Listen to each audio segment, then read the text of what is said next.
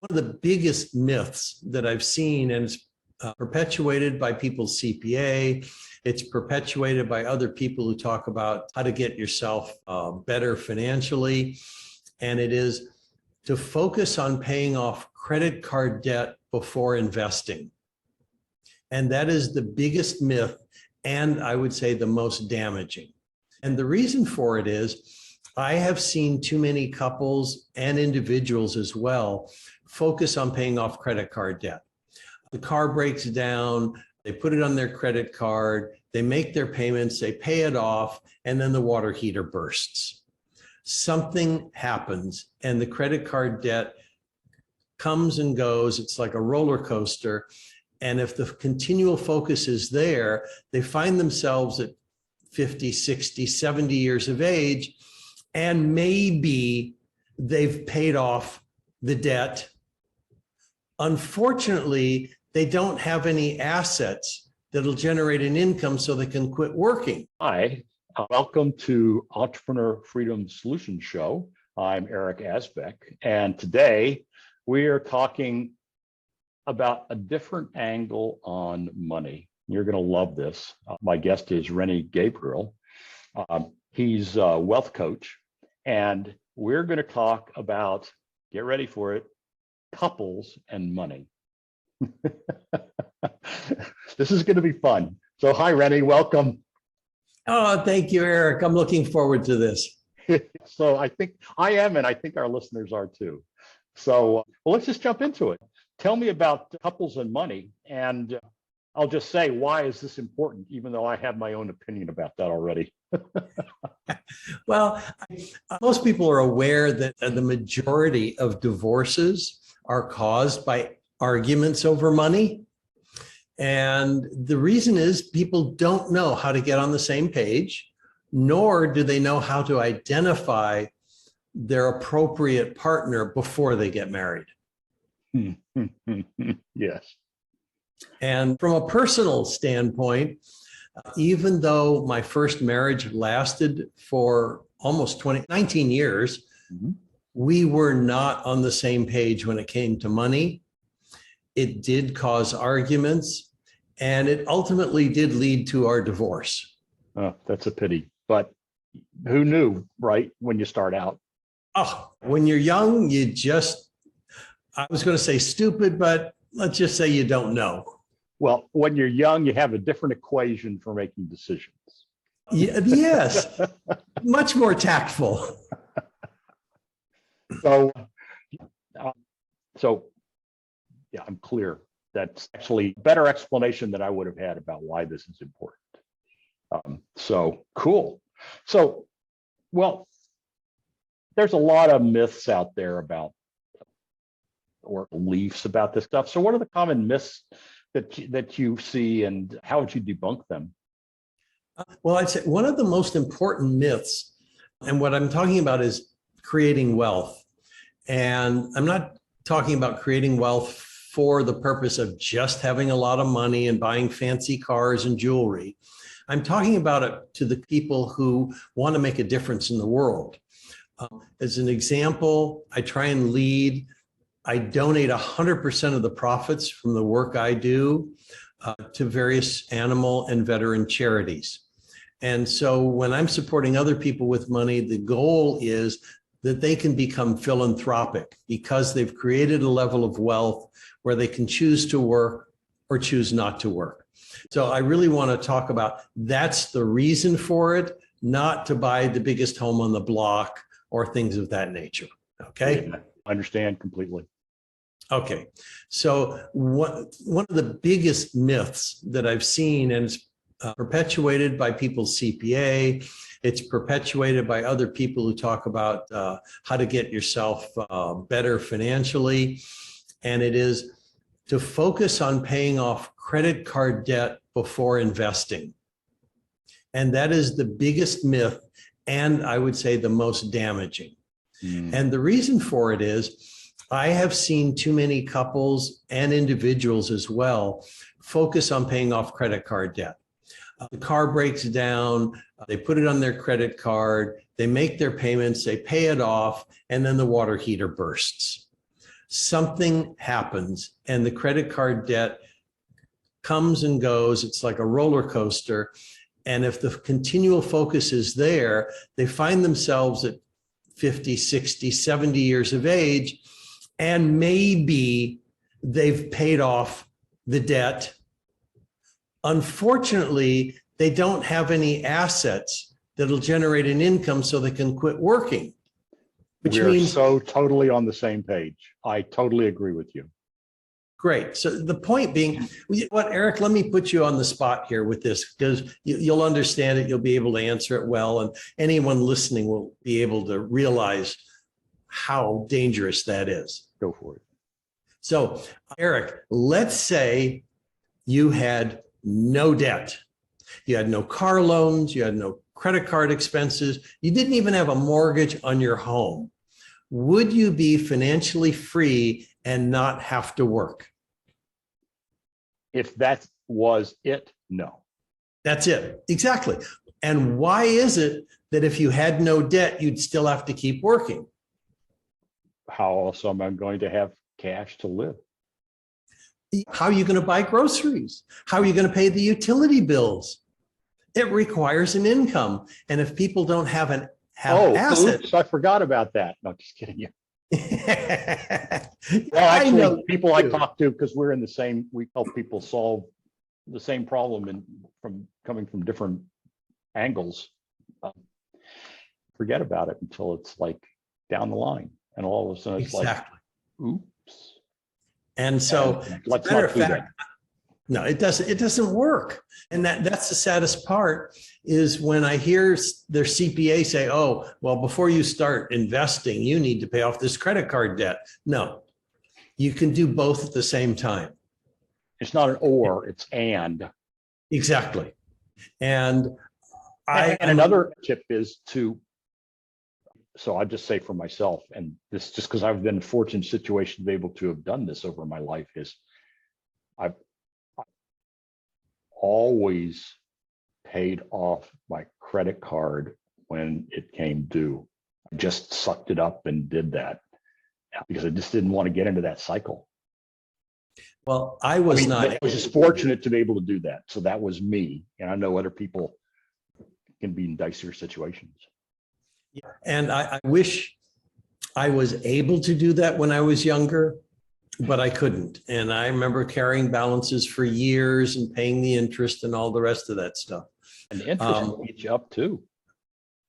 But I'm at a stage of life now where I don't care how large the bill is when it comes in, it gets paid in full. Yeah. But I'm in a different financial situation based on what I learned. Mm-hmm. And as a matter of fact, I've got a page in my book where I talk about if someone just has $300 a month and they could either invest it or pay off their credit card debt, and they pay off their credit card debt first, and it only takes them 2 years, that down the line, 20, 30 years later, they will have lost almost $200,000 of investment earnings because they waited 2 years to get started. I totally agree with you. And it's interesting. I hadn't thought about, because I hadn't thought about the debt side, that credit card debt piece of it, like as you're talking that dynamic. I agree. So anyway, that's one of the myths that people buy into and causes some dissension, among couples. And I would say that there are questions that couples can ask one another so they can get on the same page when it comes to finances. And it's like men are from Mars and women are from Venus. If you don't know the language of the other person or where they're coming from, then you just have arguments.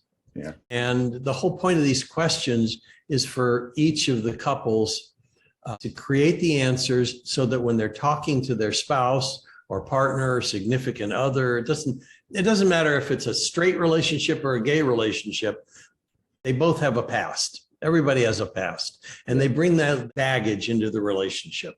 Yes. So if you grow to any age, you have a past. Yes, that's true. Any age you will have a past. So I'll give you a couple of the questions that a couple can answer independently and then come together and talk about them.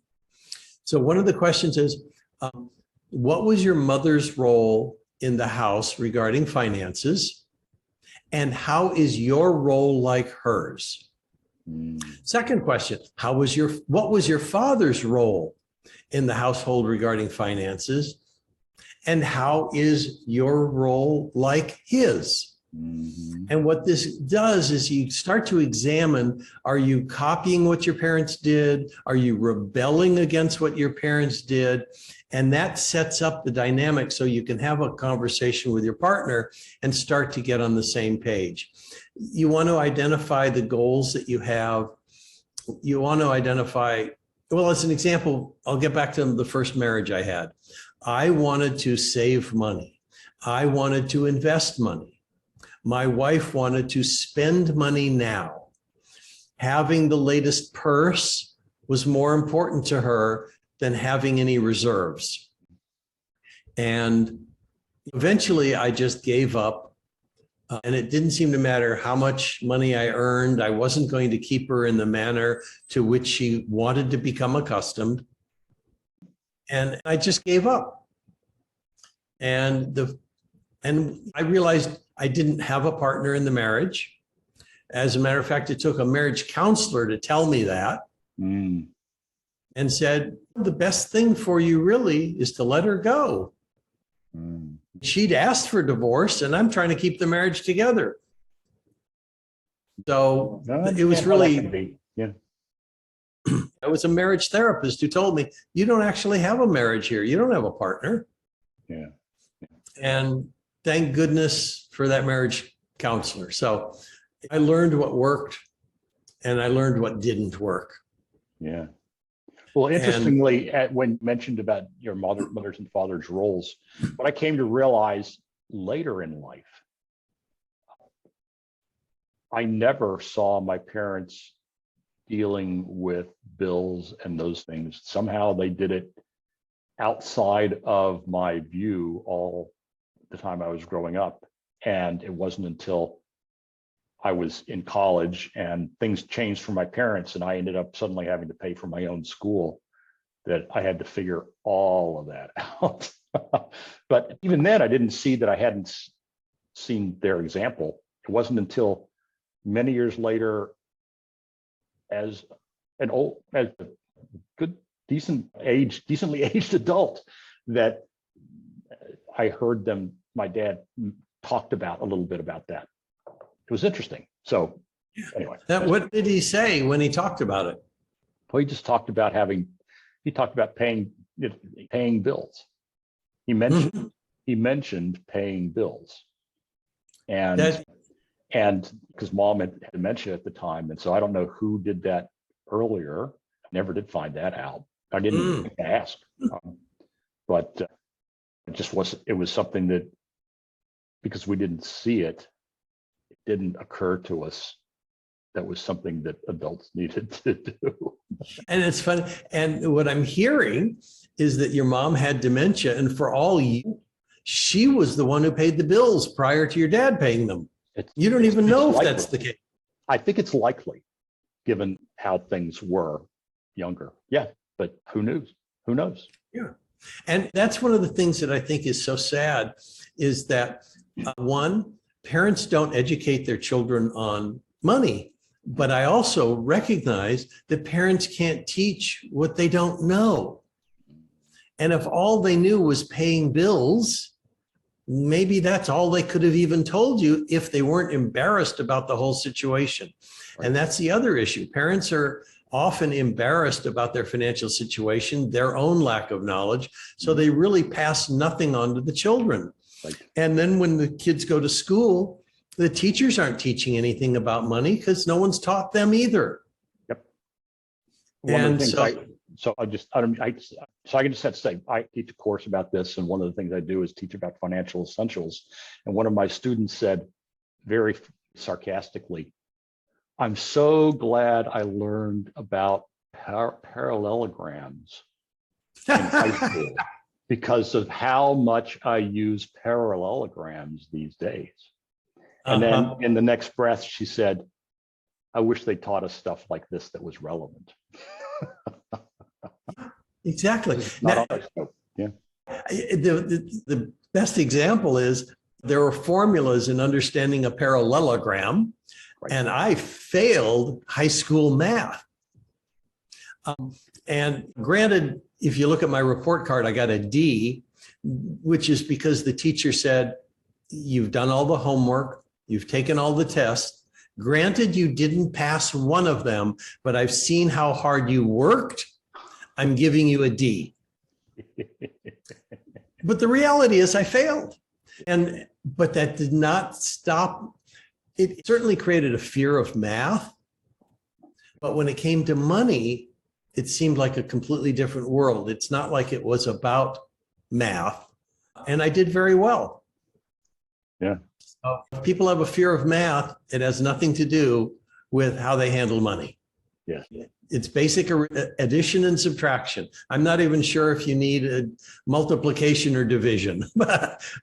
These days we have calculators and spreadsheets if you're that sophisticated. So if you can handle it. Well, let me do this because one of the things I know about you and me is this interview could go for 5 hours and we'd still be talking. So let me ask you this: what are some specific roadblocks to watch out for? It's funny. I actually have a chapter in my book on the specific roadblocks that get in the way. And so I'm going to refer to that. And one of them is one of the ones we just had, and it's the pandemic, economic conditions. People get laid off from their job. We have the pandemic and things like, and we have soaring inflation like we do right now. Those economic conditions definitely are a roadblock. In a summary, stuff happens. Exactly. And Stuff it's going to happens. keep happening. Exactly. Someone can get disabled. Someone can break their arm, break their leg, have a heart attack, whatever. Right. Taxes are another roadblock. There are all sorts of roadblocks that can prevent us from creating the level of financial freedom so that we can choose to work or choose not to work. But when we're aware of them, we can prepare for them. Yes. And one of the things that I recommend is that we treat ourselves like we matter. And the way we do that is to use a concept that's 5,000 years old. And it comes from a book that was written about 100 years ago called The Richest Man in Babylon. Mm-hmm. And that is what I use to create the level of wealth I have now. And it's called, well, no, I'm going to put you on the spot again because this happens all the time now. I know you're going to know the answers, but in my asking these questions, I think your listeners, when they look at their own situation, they'll recognize they don't have the answers. Okay, so Eric, have you heard of the expression, pay yourself first? Yes, I have. Okay. Eric, can you explain what it means? My version of that is twofold. One is, so it's like one thing is making sure I have enough to cover my essentials. The second is just because I learned to be a saver, I always tuck a little bit away. Yes. And that is even, the key. even if it hurts, even if it means we're operating on 90% of what I thought I should be operating on, I do that. That's just because of what happened to me when I was a kid. But that is the key. So you're going from a life experience, and I am as well. And it's so simple. It just says, take 10% of what's coming in and set it aside to keep for the rest of your life. Right. And you say, well, wait a second. If I keep that money and I put it in a savings account, that's not going to do anything. And inflation's going to eat it up and yada. No, that 10% you're keeping for the rest of your life, you're using to make investments that will grow in value. Right. One thing is to tuck it aside. So how much to tuck aside and where to stick it? Okay. So I tried this several times. And that's a quote from that's a quote from one of the people I work with. Got it. Okay. So 10% is enough. Mhm. And actually, I tried this twice before. And by the time I got to age 50, after a couple divorces and a business failure, I'm starting all over from scratch. And I'm only earning $5,000 a month. I'm not earning a grand fortune, but I set aside $500 a month, 10%. It's amazing what that will do. Oh, I'm going to tell you what it'll do. 3 years later, I've saved up a whopping $18,000. Okay. But I had a realtor who came to me and said, you should buy this little triplex. Well, guess what? $18,000 won't cut it. Not in Los Angeles to buy rental property. Okay. But my wife said, my third, final, best, most wonderful wife, we've been together 24 years now. Good for you. Thank you. She said, well, I'll chip in $18,000 also. Well, now we have 36. Now we have half the down payment. Right. The realtor said, oh, this is such a good deal. I'll chip in 36,000. The three of us will buy it together. Wow. And that created a quote that I use all the time, which is wealth creation is a team sport, not a solo sport. Yeah. I didn't find the property. I couldn't even make the old down payment by myself, but the three of us did it together.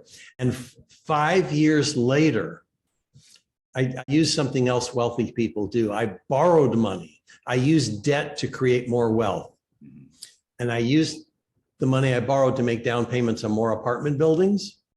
And within 5 years, we went from that 3-unit purchase, we added 47 more units. Wow. And so I went from being flat broke at 50, 8 years later, to being a multimillionaire with a level of income so I didn't have to work anymore. Yeah. Past that $5,000 a month I was making while I was working. Right. And it was created from saving $500 a month. I totally get it. And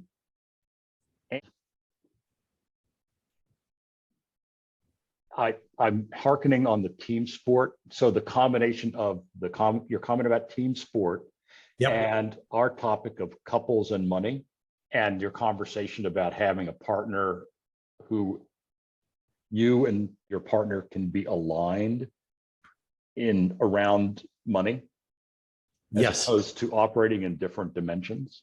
And exactly, that's all of that coming together. Huge. Absolutely right. You hit the nail on the head. Those three components all came together. It was a team sport, not a solo sport. My wife and I were aligned in financial values and what we wanted to accomplish. And I treated myself like I mattered. I paid myself first. Yes. And ended up having something I could contribute to the situation when we got started. Awesome. That's so awesome. What a great story. And we've known each other for a while, and I want you. I'm happy that you're in such a good situation. It's a big deal because, like, yeah, you're able to live a life and make contributions, and you're not a burden on your family, and you're not distracted with all this other stuff, and you're the guy that wants to contribute. So it's like, heck yes. How can I support you? Thank you, Eric. I recognize that I am so blessed for the situation that I'm in, because it certainly could have been different. It was literally at age 50, looking at my situation saying, in 15 years, am I going to be eating cat food, or am I going to have tuna? Yeah. And I said, I've got to put it together. And I did. So now I get to donate to animal charities. I get to donate to veteran charities. Stuff that you said, this is important, and you can be purposeful around it. And other people can identify what's important to them and be purposeful around it if they can put themselves in a similar situation. Exactly. Absolutely correct. And that's the goal. The goal is for people, like I said, to become wealthy so they can contribute to the causes or the charities that touch their heart. And it doesn't matter if it's the ocean, it doesn't matter if it's sea Whatever life, it it doesn't is. matter if it's trees, children, it doesn't matter. Yeah, art, environment, like we can go on. So let me do this because I'm mindful of just even, like I said, we could talk forever. So, but I did want to ask, I have two other big questions I want to ask you. So let me ask you this one, and I'm mindful of time, but is there someone comes to mind who you coached or mentored and the transformation that you created? And Funny. and Yeah. I'll just say slightly in brief, only because of time. Okay, I'll make it brief. Years ago, I met a husband and wife attorney team, and the wife came to me and said, Rennie, my husband wants to borrow $12,000 against the equity in our house because we're short in paying our income taxes. And so she didn't say it calmly. She was quite angry because she said, and I said, "Guy, you really sound upset. What's going on besides he wants to?" It's the third year in a row. Ouch. He's borrowing against the equity in the house to pay income taxes. So we got together, we went through a process. I asked questions like, how much money are you spending here, there, and everywhere? He made a guess as to what they were spending in meals out. Now, this goes back almost a quarter century ago, 25 years ago. He said he was spending $600 a month eating out. Mm. And I saw you raise your eyebrows because $600 a month is a lot to spend eating out. And this is 25 years ago. You have to work hard to do that. Yeah. Anyway, so I had him track his money. And he was resistant, but he said he was willing to do it. I said, you just have to do it for 6 weeks. He came back and said, well, I found out I'm spending more money in these different categories and less money here, whatever. The one category of meals out, he wasn't spending $600 a month. He was spending $1,600 a month. Holy cow. That $1,000 a month extra he was spending was the $12,000 he needed for his taxes. He literally ate everything he needed to pay his taxes on time. Right. Right. And from that awareness that was created, over the next couple of years, he was able to pay off $90,000 in short-term loans. He took the family on a vacation and paid for it. He was able to buy a new car. And he didn't earn any more money. Right. Just became present to how he was spending it and decided he was going to spend it differently to have a different impact on his family. Yeah. That's an awesome story. Yeah. So there's a story about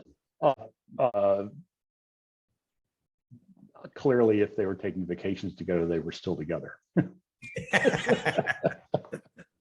It turned out they recognized they did have different money values. They ended up getting divorced, and unfortunately, he passed away just a few years ago. Mm. But the point is the transformation was probably better. The point is the transformation did occur. Yes, I understand. So let me ask you this. Maybe the easiest way to do it is this. What do you wish you'd known when you'd started out?